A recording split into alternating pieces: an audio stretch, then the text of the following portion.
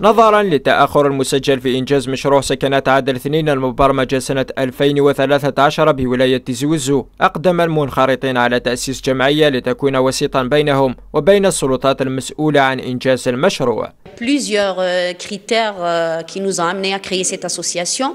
Déjà le retard parce que 2013 quand même c'était convenu que les travaux prennent 2 ans, donc il y a dit 3 ans déjà et il y a des gens qui se demandent encore par rapport déjà aux assiettes, est-ce qu'il y a les assiettes?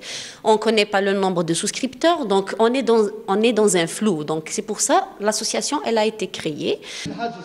كما جاء تأسيس الجمعية للقضاء على الفوضى الكبيرة والشائعات المتداولة عن توقف المشروع. نزاب لي كاتاسيت تزالنا لا ديال وتسوينا الانفورماسيون تسوين كاع لي انفورماسيون كي سون لانتوكس qui sont dans des rumeurs نبغى نكسو كنشتاكي ونوضعو نوفي الدوت نزاب لي كثنا خدمن ماشي دا خدمه حنا جوتي لو بروبنا لا سسبيسيون في داك خدمن سي بيان او كونترير هاد نسفين بلي كثنا خدمن وما الا اوني وفانا نكشم دون لي ديلي انولي غندلن لي زاسيات انولي غندلن النومبر دو سبسكريبتور انولي كل حيت لي شيفر كيتان.